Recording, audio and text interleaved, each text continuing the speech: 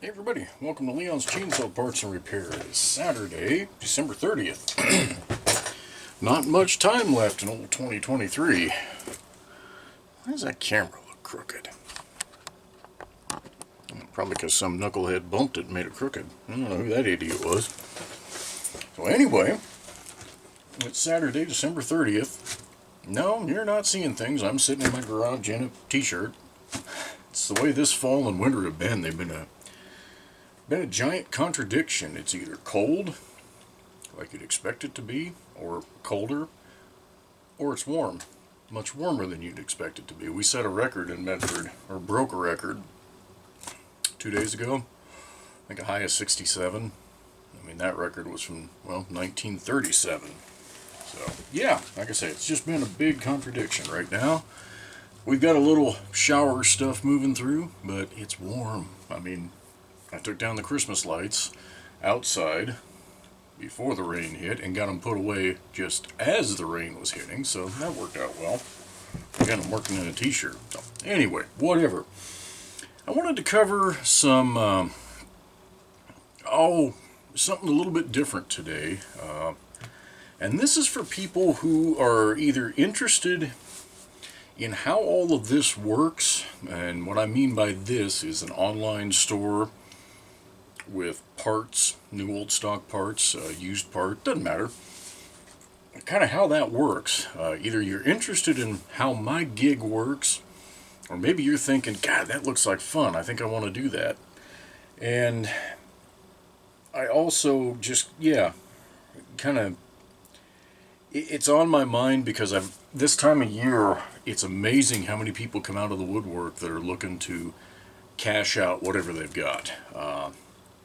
I dread it, not because I love getting new parts in, but this is the time of year I start thinking about that tax bill that's going to come due in April. And I go, oh God.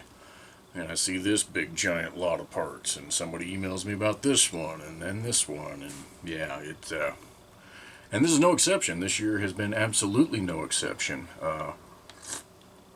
That's what really got me thinking about this morning, as a matter of fact. I'll tee that up. There's a gentleman in, southern Indiana, has a lot of bars. It looks like in the photos, probably almost as many as I have hanging up here. And I don't know if I can do this without making the camera stupid, but that's my personal stash. Okay, and yeah, there's a lot there, but that's what I keep on hand for me, for whatever I'm doing. So, laid out across the shop floor, probably that many bars. They all seem to be new old stock. The part numbers that he sent me were a wide range. There's some Homelite in there. There's a fair amount of Homelite. There's some McCulloch. There's some Poulin, which means it would fit Pioneers as well, in all likelihood. There are a bunch of sprockets that range from steel to, Homelite, McCulloch. There were a couple Poulin. I don't know why I always mispronounce that. And then, what else was there? 17 Oregon S42 chains. So there's 45 items total. 45 unique items.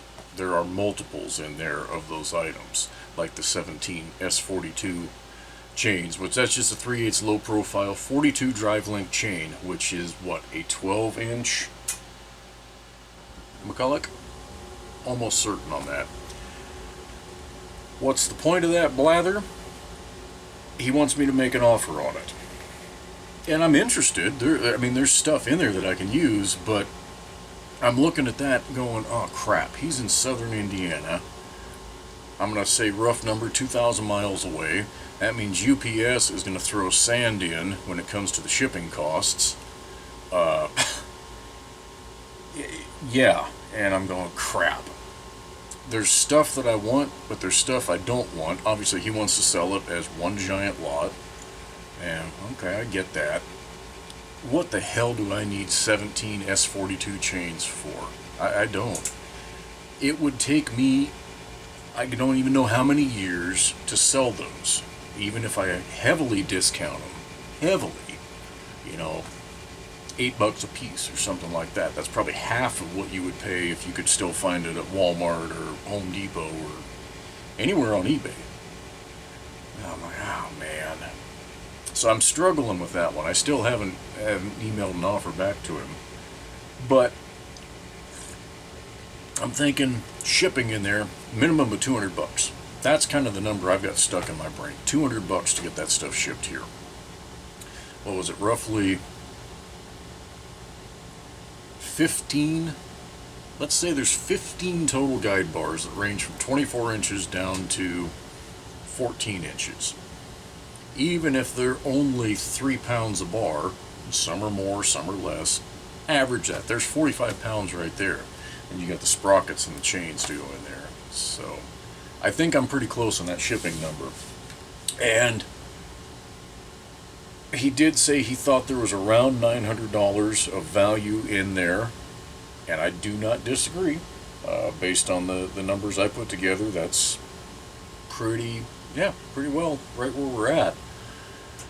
But there's not that much value to me, because I'm going to have to sort through all the stuff and, take pictures of most of it. I'm not going to have stock photos of stuff I've never stocked before. So there's a lot of work in there. So I don't know quite where I'm going to land on an offer, and I'm going to try really hard to make sure he's not insulted by it.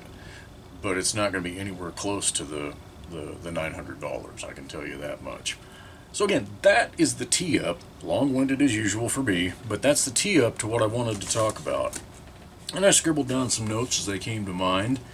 I will try to be coherent with all of this. But I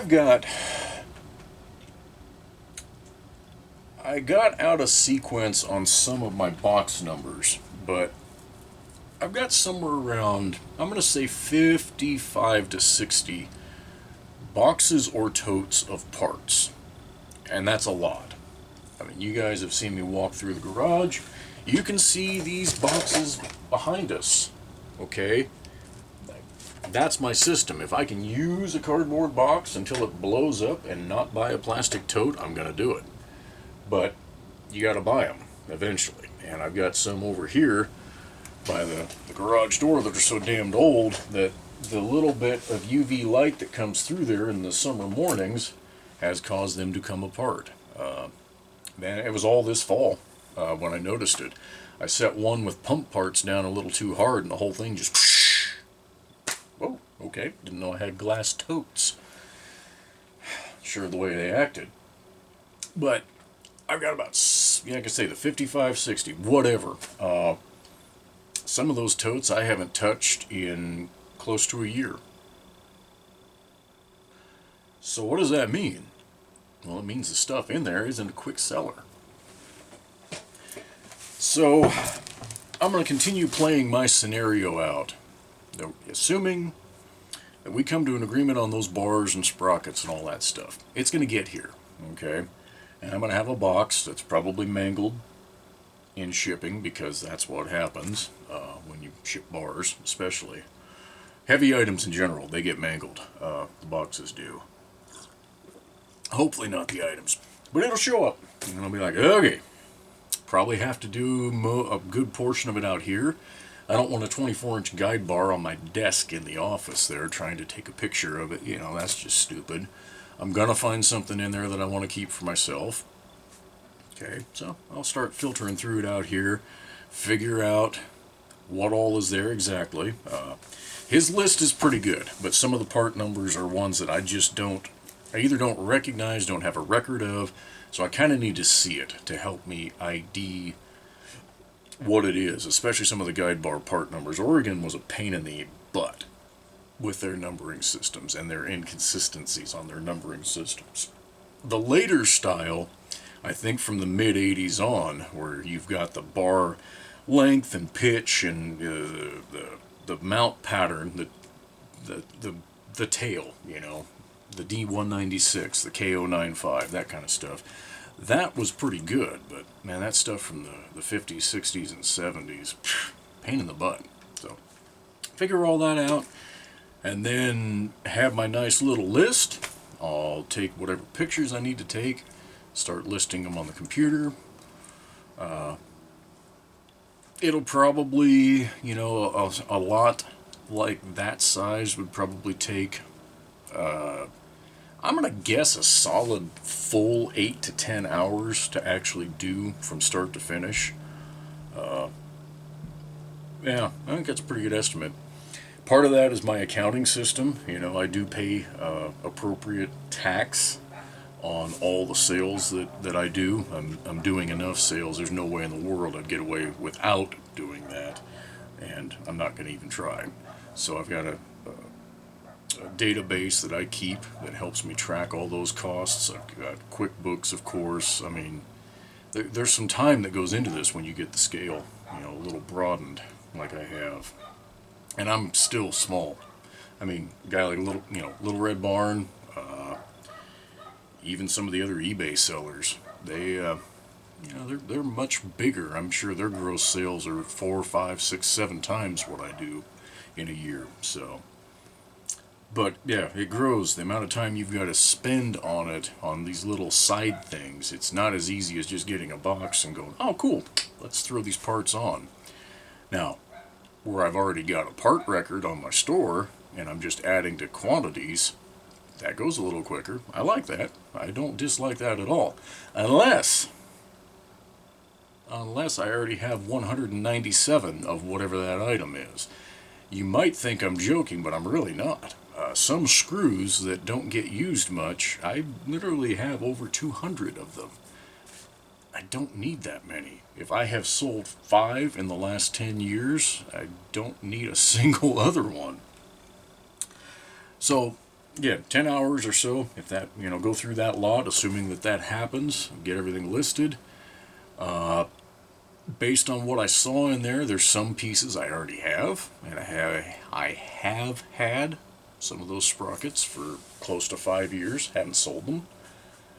My prices are good, and there are times that they aren't. There are times that I screw up on a price, and I fix it when I find that I've screwed up, but these, they looked good. So, say I get a second Steel 07 rim sprocket. How long is it going to take me to sell that? How long is it going to take me to recoup what I have put out? Because that's my personal goal. Whatever I pay for a part slot, I want to recoup that amount rather quickly. So, you get the picture on eBay of a bench like mine just covered in new old stock parts. I'm the guy that's going to be there with a microscope, zooming in, looking for, alright, that's a quick one, that's a quick one, oh, that's a good one, oh crap, there's 87 of those, I don't need that. Make that judgment of what you're willing to spend on it, or what I'm willing to spend on it. And I want to make my money back fairly quickly. I just do. I'm a small business. My personal finances and the business finances they're the same thing. I mean, truly a small business, you know. So, if I throw down, I'm trying to remember what the most is. The most I've spent on a batch of parts, I want to say it was $2,500. And that, I was so nervous. Oh God, I was so nervous on that. That was a while ago. And that was, yeah, I was like, God, if I don't make this back quick, I'm going to be in such deep crap. But, no, it all worked out. But, yeah, so I'll have those bars, waiting for them to sell. Hopefully, you know, I think there's enough. If we come to a fair price, it will be one, or a price that I feel is fair. It will be one that I can recoup fairly quickly. So that's how I look at that. So I'm going to go through my little list here now, and if you're thinking of starting up a store, or you know, have some stuff laying around, here's some points of consideration in no particular order, because I didn't barf them out in any particular order. First one, parts you don't need or don't want. we kind of talked about that. There are things that just don't sell, that nobody wants. Okay? And I started out, I didn't throw anything away, ever. When I started out, there on eBay, because that's where I started, I think most of you guys know that, on eBay there was not a huge variety of stuff. There was stuff that would sell, but if people couldn't identify it, and they couldn't establish a price, say what the heck it fit, it just didn't go up there. And there's going to be a few times in this video where it's going to sound like I'm tooting my own horn, and I don't intend for it to be that way. I'm just telling you guys what I saw, what I experienced, and my personal opinion of it. And we've already started down that road. So when I would get a batch of parts in, I started buying them just to get Super XL stuff. That's what I was working on at that time. That and Super 2s. That's all I cared about. And I was just working on saws for me, for friends, for family, you know. That's all I was doing. But I would buy a flat rate box full of stuff and pull out the 8-10 items that were Super XL, and the rest of it went on a shelf, and I didn't know what the hell to do with it. And I ended up buying a couple Super XL carcasses from a gentleman here in Medford, and Jim really encouraged me after, we got to know each other we met up rather than him shipping those carcasses. We just met up and started talking, and we stayed friends for quite a few years, quite a damn few years. Yeah, and he encouraged me. He's like, start a store. He's like, start an eBay store. And I said, well, Jim, why would you want me to do that? I mean, I'd be kind of competing with you. And that didn't matter to him. He didn't look at it that way. He's like, no, you're specializing in something, and you've got all this stuff, and you've got the knowledge of this. He's like, start a store, sell the parts. I mean, it'll be great. So I did. And I have this no, it's not obsessive compulsive. That's not what it is. I have a requirement that I do my best on whatever it is I'm doing. I don't like doing things half-assed. Let's put it that way. And the few times that I've done that in my life, I've always regretted it. Whether it's having to do it again or admit that, yeah, I did that half-assed. Just not a good feeling, don't like it, try not to do it. So, all those boxes of parts that I couldn't identify, it was like, oh boy. I started papering through the few IPLs I had, and I would buy more. And that's why on the other side of this shelf, it's completely full of IPLs. I've got a whole shelf in the house that's IPLs. They're not just Homelight, but there's a lot of Homelight in there. And that's why I built my Access database. I've got, somewhere around 11,000 part records in that database. And no, it's not for sale. But I went through IPL after IPL. Oh, this part fits. Add to the record, add to the record. It worked out for me. It was, literally a decade worth of work, maybe a little more, but it worked out. I could identify pretty much any part. There's still some of the Jacobson stuff, because I've never gotten around to scanning that. You don't find those IPLs out on the web, at least damn few of them. So, yeah, and that's how the IPLs came to be. It started off as a tool for me, and it also, again, I've talked about this before, that it was a marketing thing. I mean, if I can put those out there and a guy can figure out what part number he needs, it's easier for him to order that part from me. I mean, that's just a no-brainer. A lot of work, and I can't take credit for the idea. A gentleman who went, his site was Park and Lube. He was through House of Homelight back in, the mid-2000s? I want to say from around 2004 to 2008, somewhere in there. And he did that. He put what he had. He bought out a Homelight dealer. Whatever that Homelight dealer had, he scanned, put it up there. Well, unfortunately, he didn't stick around. He was only around for about 4 years, and then when he got out of the gig, that website went down and all those IPLs and all that information went away too. There were a few guys that managed to save a bunch of it, and that slowly reappeared on the web, and I've recreated a lot of it, but it was his idea. I think I probably took it much further, but I mean, credit where credit's due. It was a brilliant idea, and I have no shame about taking it and running with it. It's worked very well for me. But identifying those parts, you've got to be able to do that. You know, if you get a box of stuff and you have no clue what the heck it fits, you can throw it on eBay, and a lot of people do, with absolutely no model identification other than the part number. That's cool, but then you're relying on your customer solely to know what it is they're looking for.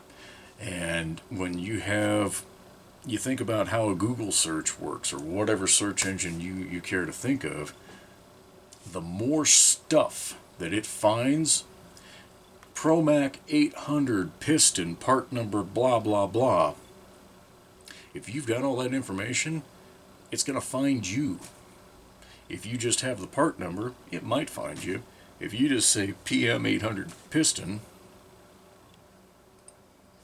it might find you. More information equals better. It's better for your customer, it's better for you, better for information. So parts identification is a big one, and those parts that you don't need or want. Let me finish that train. At a certain point, you will have bought enough stuff and gotten the same thing 872 times, you're not going to want it. You know, you're going to get to a point where you just got to say, I'm not taking any more of those. And that you look for those in the parts lots, and you decide some of it goes in the can. And great example, ST100 string trimmer choke slide. Okay, I think I have about 80 of those on hand. I think I've sold about 3 in 15 years. Okay, there's not that many ST100 string trimmers out there. There just aren't. People got rid of them a long time ago. The ones that are still running, those are people who appreciate home light. And you know, I still sell occasionally the string heads, the retainer knobs, some of the engine parts, all that kind of stuff, but it's less and less every year. So you will end up with stuff you don't want, and at a certain point you've got to make the decision, no, I'm not buying any more of that, or if I get it, I got to make room for something I can sell. Mislabeled parts. And I'm going to put a dash back beside that and say used parts in new boxes. So the mislabeled parts, that just sucks, because if you're not super familiar with what it is you're selling or you've gotten in, you may not know that it's mislabeled. You may not have a clue. Homelight superseded part numbers on a fairly regular basis. Some of the changes were minor and didn't mean anything. Some of them were major and meant something. And, you know, it could be as simple as the 65741 fuel cap. The A65741 still had that round disc that snapped into the bottom, and it had the little piece of rubber in there with a small slit. That was the vent.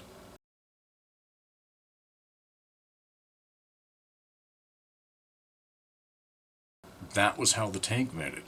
The A65741-A went to a bronze sintered filter or aluminum tube, depending on what version you get.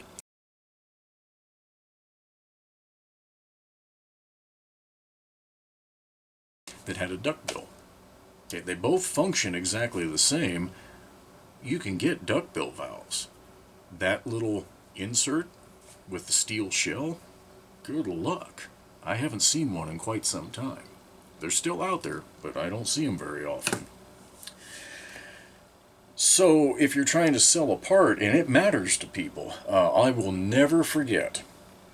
I hadn't been selling parts for that long, and I thought I knew more than I did about the EZs, the EZ automatics, and the Super EZs. And I had a handle listed as fitting all three. Now they don't.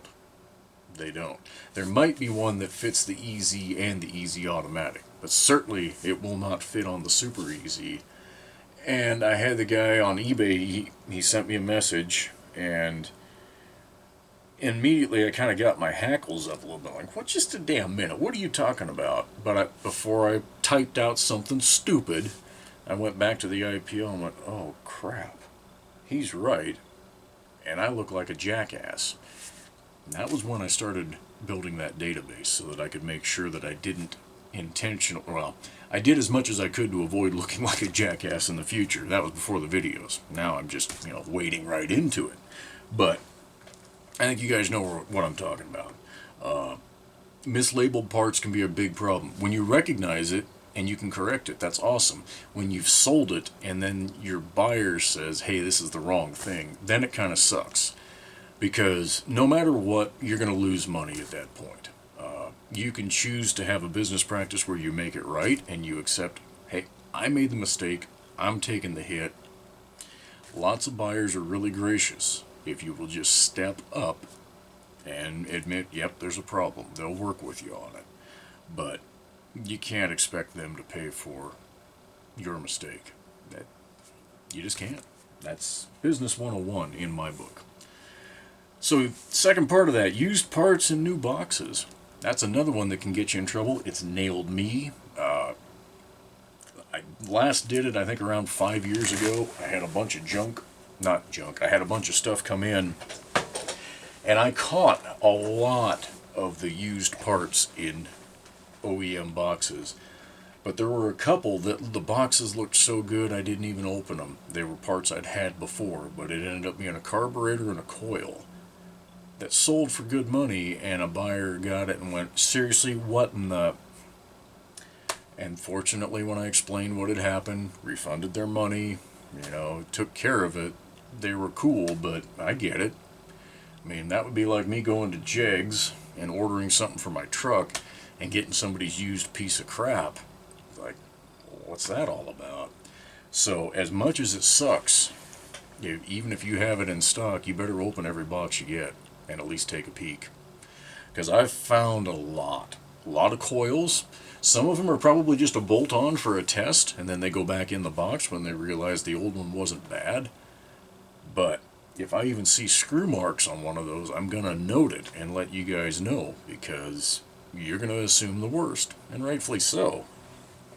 So, something you've really got to watch out for. I don't know if it was unique to Homelight or if every small engine shop on the planet did that, but I would say 30% of the guys who would put an item back in the box and on the shelf that they thought was good would actually put used on there. All the rest, it was just, yeah, not a big fan of that. Shipping costs. Okay, so eBay, God, what was it? It was probably close to 15 years ago. They got on their big kick trying to push sellers into just offering free shipping, doing away with shipping charges, incorporating it into your item price, and there were incentives on your listings. I remember that. I don't remember exactly how they had it set up. It's been too long, and I truly don't care anymore. But that was something they were pushing towards. And for a while, I would try to do the cheapest possible shipping, which isn't bad until you've put some fragile gasket into an envelope with a postage stamp on it, and the buyer gets 18 pieces. That doesn't work out so well. So, I don't do that. I haven't done that for a long, long time. My base shipping right now is $4.50 something for whatever the post office is calling it now. Package, was it parcel? I don't even remember what the hell they call it now. It's not first class anymore. It's something else. Doesn't matter. Everything, literally everything I send out of here is going to have a barcode on it. It's going to be trackable. Now, it's going to be in one of those bubble mailers. You guys, most of you have bought stuff from me. You've seen those. And they work for a lot of different things. But those cost. Those aren't free. So the last batch I bought, I buy them in quantities of 200 at a time, and they're 19.375 cents a piece. Not much, 2 dimes basically. But over 200 of those, and I order probably 5-6 times a year, starts to add up. So you've got to be competitive on your shipping costs. A lot of eBay sellers still have the free shipping, a lot don't. So if you're using eBay as a gauge of what something is worth, you're going to have to subtract your shipping costs out of that. So a great example, little gasket. Say it's a $2 gasket, but then there's a $5 shipping charge. Now it's a $7 gasket. So, I do things in reverse. I try to keep an eye on eBay, see, what things are selling for, and there are times where I end up with a price that's too high. Previously they sold higher. The aftermarket's now making them. Now they're not worth as much. And like I say, I correct those when I find them, but I'm using that kind of calculation because I know I've got my base $4.50 or whatever it is shipping charge. So, I can't charge $7 for the item that's $7 with free shipping on eBay. Mine's only going to be 3 something. That's part of why. That's part of why buying bulk quantities on my website is where it's at. I mean, let's be real, that's where it's at. Because you could probably get 30 gaskets and still only pay that $4.50 for shipping for all 30 gaskets. So, shipping costs. You've got to keep those in mind. You got to keep track of them. You got to stay up on the post office's never-ending rate increases and changing what service levels. Years ago you had a block of 1 ounce to 4 ounce, 4 ounce to 8, and it went on like that. Then they changed it to a different pricing structure per ounce. You got to stay up on that. Even if you're just using online shipping tools, Shippo, PayPal, any of those, it doesn't matter. You still got to keep track of it. Make sure you're not losing money on it, because if your profit margin's already thin on something and then you go and lose a bunch of money on shipping, you're losing money all the way around, and what's the point? At that point, what's the point? So, storage for everything. Do you want your garage to look like mine? No, seriously, you got to have storage for it. You start small and you think, oh, it'll never get that bad. And then someday you look around and go, oh, yeah, it got that bad. And then some. I resisted a chainsaw collection for a long, long time. Jim kept pushing me. He's like, oh, man, you got to save some of these. You're going to regret getting rid of them. And I'm like, oh, no, I don't need a damn collection. Because I knew once I started that it was going to be a me thing and I was going to do this. And now I think I'm up to, I believe, around 170. Yeah. Hopefully my wife doesn't watch this part of the video. She's asked, and I've said a lot. She knows, but yeah. But for the parts, 60 bins. Yeah. I mean, it's no joke. I've got 1, 2, 3, 4, 5, 6, 7. I want to say 7 of these types of shelves in here with various sized bins. I've got stuff, crammed in corners. I've got stuff in the attic, stuff behind the shop door on pegboard that I haven't, string trimmer filters that I sell one every 3 years. Someday I'm going to get rid of those. But again, you got to have room. And it's not just the room for the parts, the stuff. Your shipping supplies. You need room for those envelopes. You're going to need boxes, You're going to need to keep packing material on hand. As much as I give my wife crap about all the shit she buys on Amazon, secretly I'm kind of happy when I see those boxes come in, because I got a whole bunch of those little bubble, air bubble things that I can use for packing, and there's bubble wrap and all of that junk. I don't have to buy it that way. I can reuse what she already paid for. So it works out great for me. Yeah, you just need room for all that stuff, so keep it in mind. We talked about this a little bit, but the length of payback, that really is a critical one. And that I'm going to lump into another one, paying too much for a parts lot. So, again, this time of year I see a lot of stuff come up on eBay. I was actually disappointed this year in the number of rare saws. Scott up there in Canada, which province is he in? I can't remember now. He might be in Alberta. Doesn't matter. He liquidated a huge part of his Homelight collection. In fact, most of it, from what I can tell. I ended up with that 2100. It's a few videos back. And no, I haven't started milling with that yet. But I'm closer. Swirl moment, but that is the milling chain for it. So, yeah, that's what I get excited about around Christmas time, around the holidays in the fall. It seems to be when guys decide, you know what, I'm done with saws, I'm going to get rid of some. But there weren't that many. Other than Scott this year, I just didn't see that many oddball saws. Now, again, part of it's because I've got so many, but I did see a fair number of parts lots, and I see them selling for more than I think is wise. In fact, it might be done now. There was one that was going to end today, and when I looked at it last, I want to say it was up around $200. So, $200, you can make that back on, 1 to 5 parts. That's reality. You can, if the right parts are in there. And that's part of what I was talking about. I'm the eagle eye that'll zoom in on everything and look for those part numbers that I actually know will do me some good. And in that lot, I didn't see them. I didn't see them at all.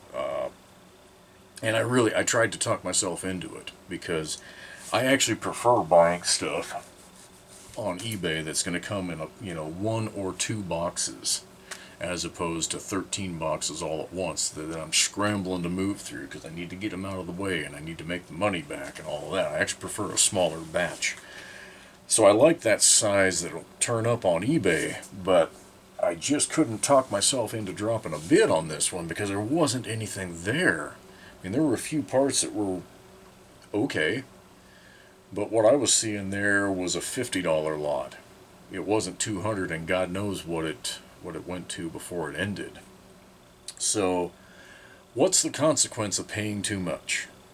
Well, that may sound like a dumb question, but I'm going to kind of run through where my mind goes. So, I want that length of payback to be reasonable. Okay? If you buy a lot that has 100 different items in it, and say you can sell 3 or 4 of them in 2 weeks, great. Those 3 or 4 need to be roughly what you're putting into it if you're putting a significant dollar amount into it. Or at least there's got to be a bunch of other ones that'll sell in the next 2 months so that you can get to that point where you've recouped your cost. If everything that's in there, or the vast majority of it, is a $1.99 item or a $2.99 item that you might sell 3 in a year, if you're lucky, and you're going to be sitting on it forever, it's not a great investment.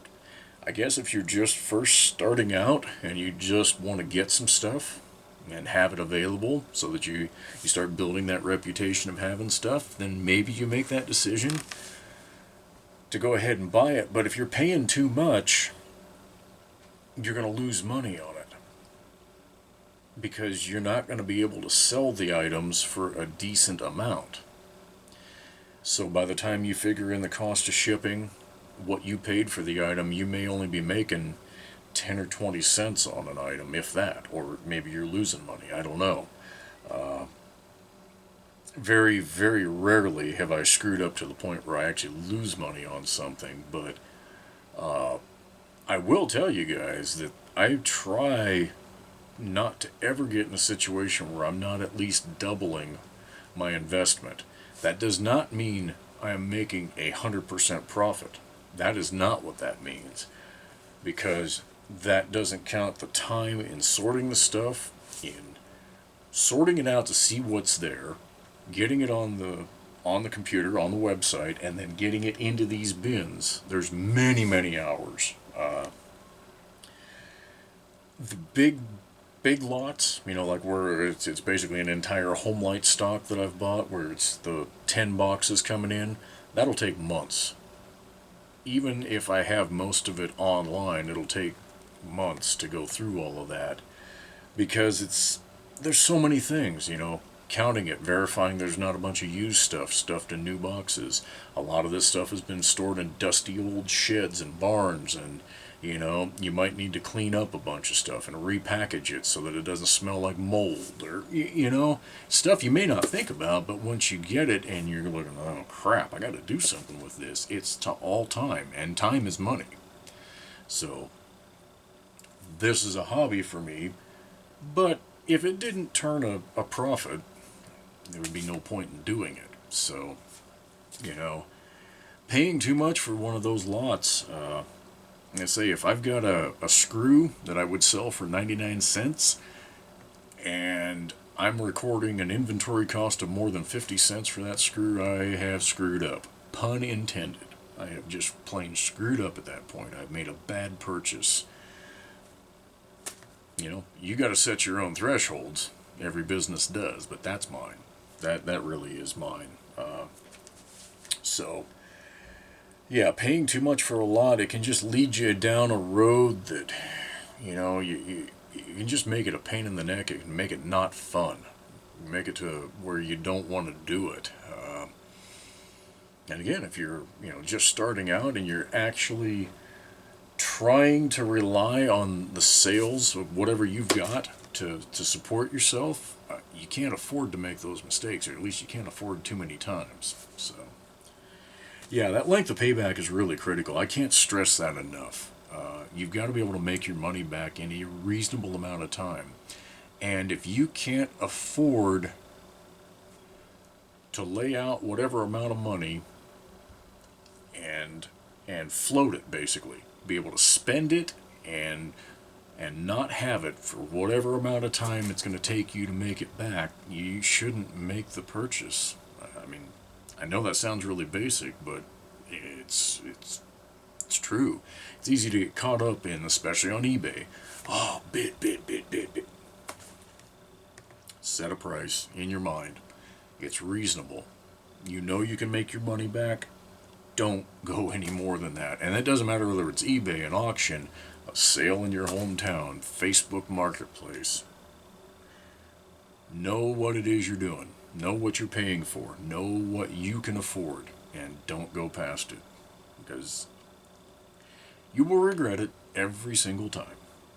I think I have rambled long enough. I hope that some of you guys will get a little bit out of this. Again, I'm sure there's folks thinking about selling parts, whether on a website or on eBay. I wouldn't discourage you. It's fun. It actually is. And when you can use your hobby to help pay for your hobby, I mean, it's cool. It's just really, really cool. But a few things to keep in mind there. So, I hope you all enjoy New Year's. It's just right around the corner. It's Monday. But stay safe. We'll see you on the next one.